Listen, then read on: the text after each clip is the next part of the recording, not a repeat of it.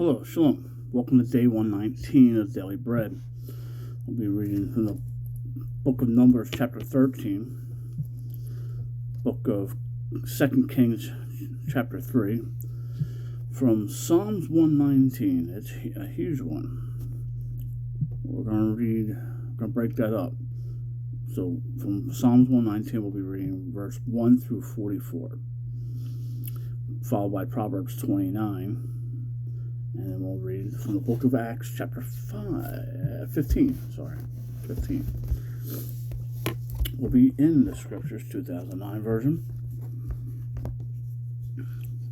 Numbers, chapter 13, on page 154. And Yahweh said to Moshe, saying, Send men to spy out the land of Canaan, which I am giving to the children of Israel. Send one man from each tribe of their fathers, each one a leader among them. By the mouth of Yahweh, Moshe sent them from the wilderness of Panorama, all the men who were heads of the children of Israel. And these were the names: from the tribe of Reuben, Shamima, son of Zechar; from the tribe of Shimon, Shaphat, son of Hori; from the tribe of Judah, Caleb, son of Jehoshaphat; from the tribe of Yishkar, Yigal, son of Joseph; from the tribe of Ephraim, Hoshea, son of Nun; from the tribe of Benjamin, Palti, son of Rachu; from the tribe of Zebulun, Galdi, son of Sodai; from the tribe of Joseph; from the tribe of Manasseh, Gadi, son of Suzi; from the tribe of Dan, Amali, son of Gamali; and from the tribe of Asher, Sethur, son of Machel; from the tribe of Naphtali, Nabili, son of Wushi; from the tribe of Gad, Geud, son of Maki. These are the names of the men who Moshe sent to spy out the land. And Moshe called Hoshea, the son of Nun, Joshua. And Moshe sent them to spy out the land of Canaan, and said to them, Go up there from the south, and go up to the mountains, and see what the land is like, and the people who dwell in it, whether strong or weak, whether few or many, and whether the land they dwell in is good or evil, whether the cities they inhabit are in camps or strongholds, and whether the land is rich or poor, and whether there are forests there are not or not. And you shall be strong, and you shall bring some of the fruit of the land. Now the time was the season of first fruit of grapes. So they went up and spied out the land from the wilderness of Sin, and as far as Rehob, near the entrance of Hamath. And they went up through the south and came to Hebron, and Amin, Seshin, and Talmi. The descendants of Aquin were up there. Now Hebron had been built 7 years before Soan in Mizraim. And they came to the wadi of Eshcol, and cut down from there from the branch with one cluster of grapes. And they bore it between the two of them on a pole, also of the pomegranate and the figs. That place was called the Wadi Eshcol, because of the cluster which the men of Israel cut down from there. And they returned from spying out of the land after 40 days. And they went and came to Moshe and Aaron, and all the congregation of the children of Israel in the wilderness of Paran at Kadesh. And they brought back word to them and to all the congregation, and showed them the fruit of the land. And they reported to him and said, We went to the land where you sent us. And truly it flows with milk and honey, and this is the fruit. But the people who dwell in the land are strong, and the cities are walled, very great. And we saw the descendants of Aquan there too. The Amalekites dwell in the land of the south, while the Hittites and the Uzbites and the Amorites dwell in the mountains. And the Canaanites dwell by the sea along the banks of the Jordan. And Caleb silenced the people before Moshe and said, "Let us go up at once and take possession, for we are certainly able to overcome it." It's Caleb with a K, by the way. But the men who had gone up with him said, "We are not able to go up against the people, for they are stronger than we." And they gave the children of Israel an evil report of the land which they had spied out, saying, "The land, though which we have gone as spies, is a land eating up its inhabitants, and all the people whom we saw in it are men of great size, giants.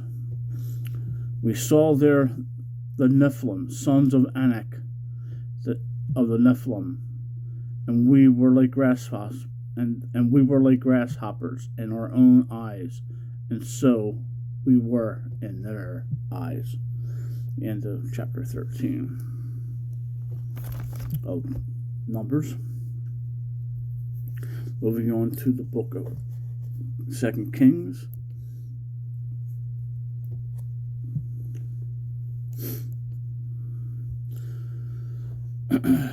Chapter 3 on page 383. And Joram, son of Ahab, began to reign over Israel at Samaria in the 18th year of Jehoshaphat, sovereign of Judah, and reigned 12 years. And he did evil in the eyes of Yahweh, but not like his father or mother, for he removed the statue of Baal which his father had made. But he clung to the sins of Jehoram, son of Nebat, who had made Israel sin. He did not turn away from them. And Mesha, sovereign of Moab, was a sheep breeder. And he paid the sovereign of Israel 100,000 lambs, and the wool of 100,000 rams. And it came to be, when Ahab died, that the sovereign of Moab revolted against the sovereign of Israel. And the sovereign Jehoram went out of Samaria at that time and mustered all Israel. And he went and sent to Jehoshaphat, sovereign of Judah, saying, "The sovereign of Moab has revolted against me. Do you go with me to fight against Moab?" And he said, "I go up. I am as you are. My people are your people. My horses are your horses." And he said, "Which way do we go up?" And he said, "By the way of the wilderness of Edom." And the sovereign of Israel went, and the sovereign of Judah, and the sovereign of Edom, and went around a journey of 7 days. And there was no water for the army, nor for the cattle which followed them. And the sovereign of Israel said, "What? Has Yahweh called these 3 sovereigns to give them into the hand of Moab?" And Jehoshaphat said, "Is there no prophet of Yahweh here? Let us inquire of Yahweh through him." One of the servants of the sovereign of Israel then answered and said, "Elijah, son of Shaphat, is here, who poured water out on the hands of Elijah." Jehoshaphat said, "The word of Yahweh is with him." And the sovereign of Israel and Jehoshaphat and the sovereign of Edom went down to him. And Elisha said to the sovereign of Israel, "What have I to do with you? Go to the prophets of your father and the prophets of your mother." And the sovereign of Israel said to him, "No, for Yahweh has called these 3 sovereigns to give them into the hand of Moab." And Elisha said, Yahweh of hosts lives, before whom I stand.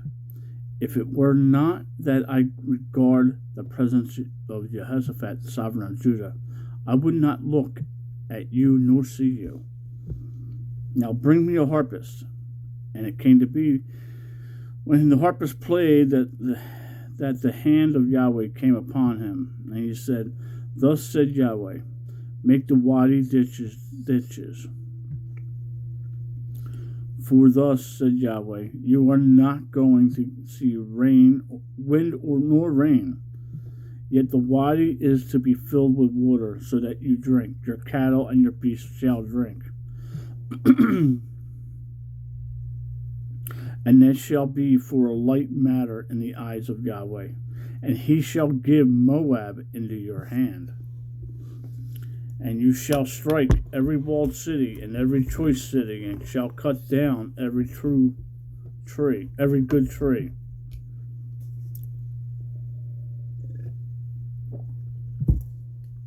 And stop up every fountain of water, and ruin every good piece of land with stones. And it came to be in the morning, when the grain offering was offered, that see, water came by the way of Edom, and the land was filled with water. And when all of Moab heard that the sovereigns had come up to fight against them, who were able to bear arms, and older and were gathered, and they stood at the border.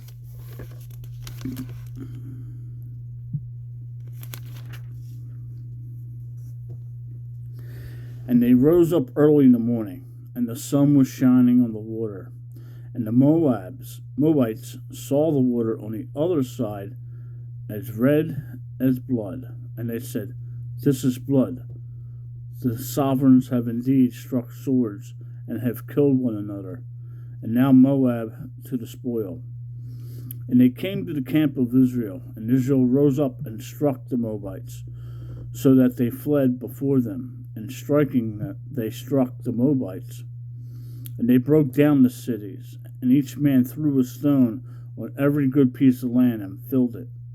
And they stopped up all the fountains of water, and cut down the good trees, until only the stones of Kir Hasher was left.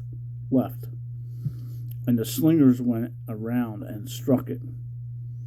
And when the sovereign of Moab saw that the battle was too strong for him, he took with him 700 men, who drew swords to break through to the sovereign of Edom, but they could not.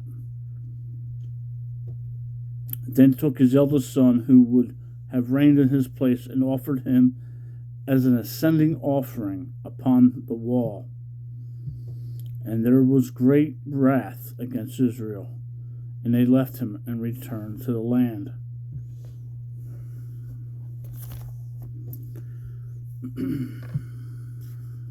Psalms 119. We're reading verses 1 on page 714. We'll be reading verses 1 through 44. Alpha. Blessed are the perfect in the way, who walk in the Torah of Yahweh. Blessed are those who observe his witnesses, who seek him with all the heart. Yes, they shall do unrighteousness. They shall walk in his ways. You have commanded us to guard us. Repeat verse 4. You have commanded us to guard your orders diligently. Oh, that my ways were established to guard your laws. Then I would not be ashamed. Then I would look into all your commands. I thank you with uprightness of heart. Then I learned the right rulings of your righteousness. I guard your laws. Oh, do you leave me eternally? Bet. How would a young man cleanse his path, to guard it according to your word? I have sought you with all my heart. Let me not stray from your commands. I have hidden your word in my heart, that I might not sin against you. Blessed are you, O Yahweh. Teach me your laws. With my lips I have recounted all the right rulings of your mouth. I have rejoiced in the way of your witnesses, as over all witness riches. I meditate on your orders. I regard your ways. I delight myself in your laws. I do not forget your word. Gimel. Do good to your servant. Let me live, and I guard your word. Open my eyes that I might see wonders from your Torah. I am a soldier in the earth. Do not conceal your commands from me. My being is crushed with longing for your right ruling at all times. You rebuke the proud, cursed ones who are straying from your commands. Remove from me reproach and scorn, for I have observed your witnesses. Though princes sat speaking against me, your servant meditates on your laws. Your witnesses also are my delight, my counselors. Dalet. My being has been clinging to the dust. Revive me according to your word. I have recounted my ways, and you answered me. Teach me your laws. Make me understand the way of your orders, that I might meditate on your wonders. My being has wept from grief. Strengthen me according to your word. Remove from me the way of falsehood, and favor me with your Torah. I have chosen the way of truth. Your right rulings I have held level. I have clung to your witnesses. O Yahweh, do not put me to shame. I run the way of your commands. For you enlarge my heart. Het. Teach me, O Yahweh, the way of your laws, and I observe it to the end. Make me understand that I might observe your Torah and guard it with all my heart. Make me walk in the path of your commands, for I have delighted in it. Incline my heart to your witnesses, and not to own gain.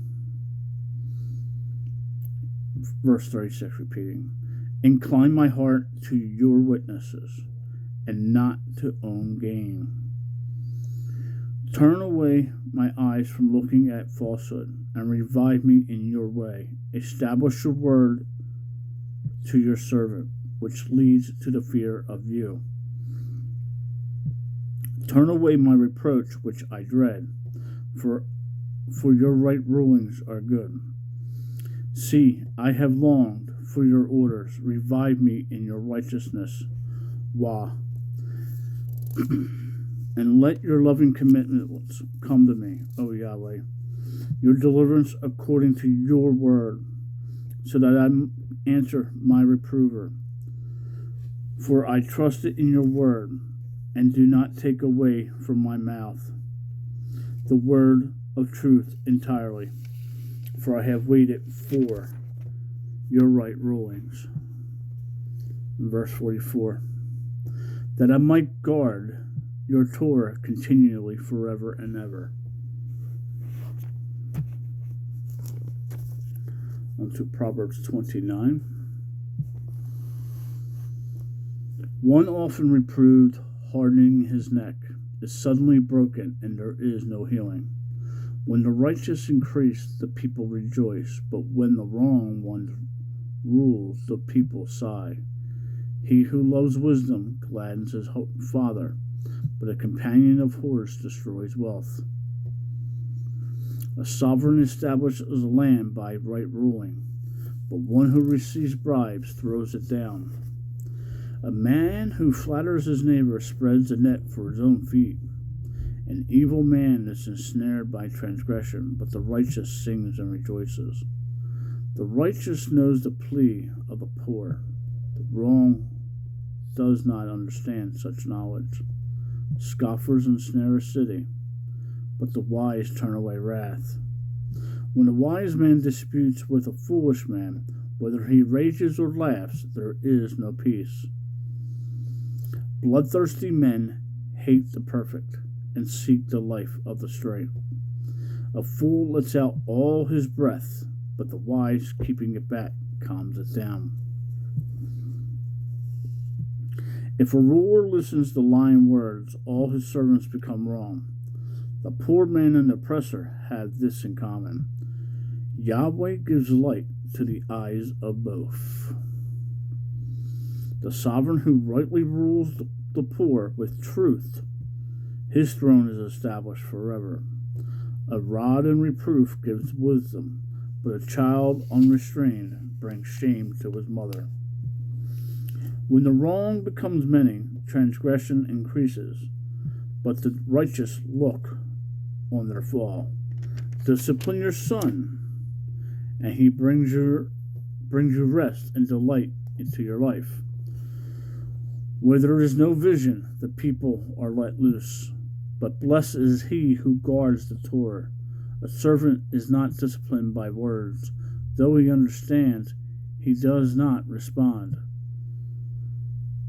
Have you seen a man hasty in his words?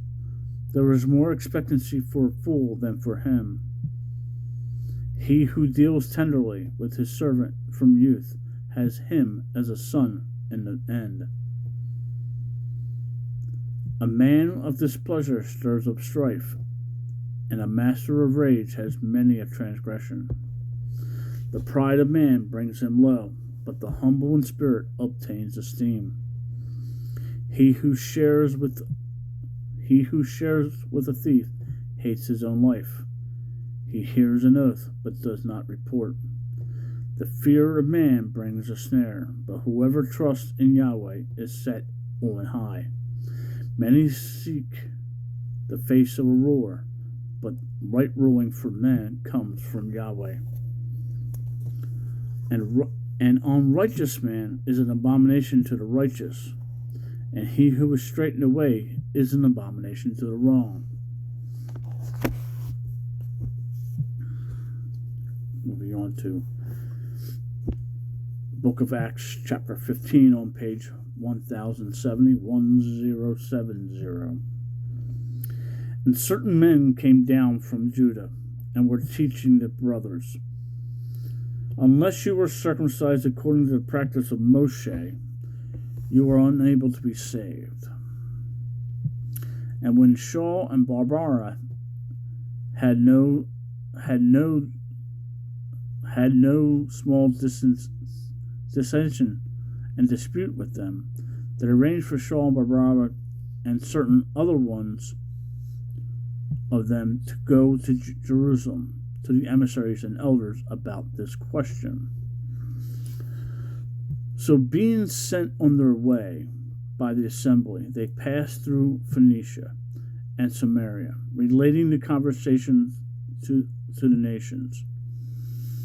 And they were causing great joy to the brothers. And having arrived in Jerusalem, they were received by the assembly and the emissaries and the elders, and they reported all that the Elohim had done with them. And some of the believers who belonged to the sect of the Pharisees rose up, saying, "It is necessary to circumcise them and to command them to keep the Torah of Moshe." And the emissaries and the elders came together to look at this matter. And when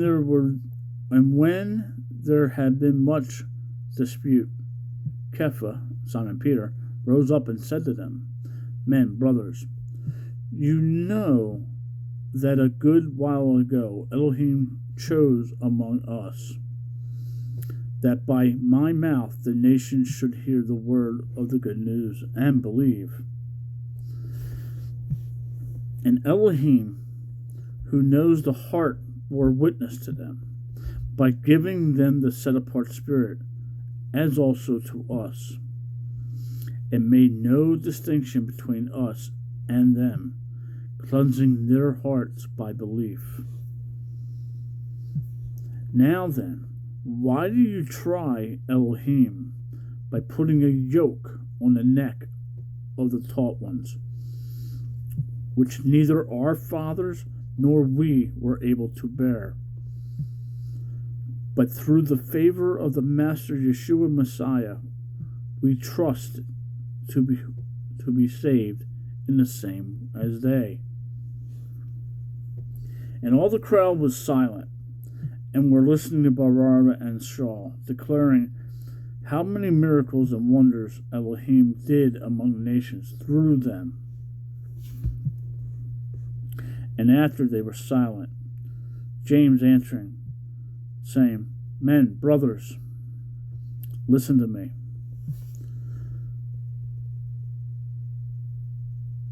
Simon has declared how Elohim first visited the nations to take out of them the people for his name. And the words of the prophets agree with this, as it had been written. After this I shall return and rebuild the shelter of David, which has fallen down, and I shall rebuild its ruins, and shall set it up, so that the remnant of mankind shall seek Yahweh, even all the nations on him. My name has been called, says Yahweh, who is doing all this, who has made this known from old. Amos chapter 9, verses 1 through 12.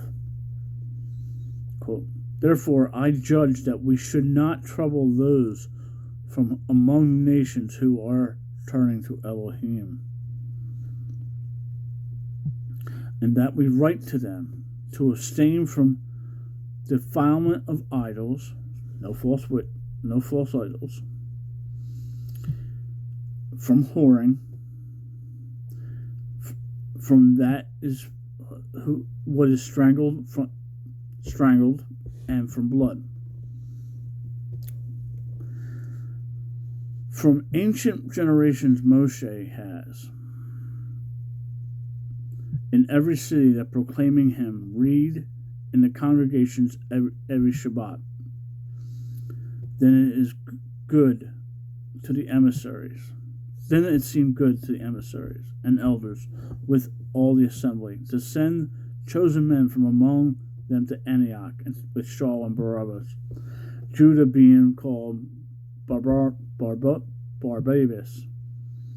and Silas leading men among the brothers. Having written by their hand this, the emissaries and the elders and the brothers, to all the brothers who are of the nations in Antioch and Caesarea and Kilic, greetings, since we have heard that some of you went out from us, have troubled you with words, unsettling your lives, to whom we gave no command.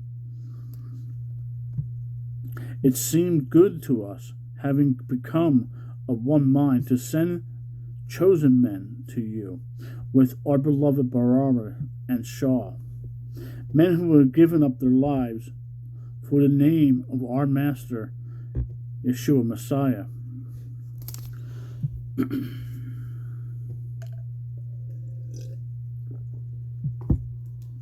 We have therefore sent Judas and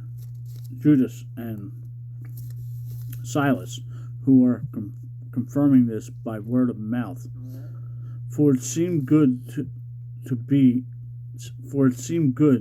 the set apart spirit, and to us to lay open you no greater burden than needs necessary, that you abstain from what is offered to idols, and blood, and what is strangled, and whoring. And if you keep yourselves from these, you shall do well, be strong. They therefore being sent off to Antioch, and having gathered the crowd together, they delivered the letter. And having read it, they rejoiced over its encouragement. And Judas and Silas, being themselves also prophets, encouraging the brothers with many words, and strengthened them. And having spent some time, they were sent back in peace from the brothers to the emissaries. But it seemed good to Silas to remain, and Shaul and Barabbas continued in Antioch, teaching and bringing with many others also the good news, the word of Yahweh. And after some days, Saul said to Barabbas, "Let us go back and visit our brothers in every city where we proclaim the word of Yahweh, and see how they are." And Barabbas purposed to take with them John, called Mark. But Saul thought it not fit to take with them one who withdrew from them at Pamphylia, and had not gone with them to the work. A sharp feeling therefore came to be, so that they parted from one another. And so Barabbas took Marcus and sailed to Cyprus, while Saul chose Silas and went off, being committed by the brothers to the favor of Elohim. And he went through Caesarea and Cilicia, strengthening the assemblies. The end of Acts chapter 15. Shalom. Make it a great day. Read your Bible. Talk to the Father.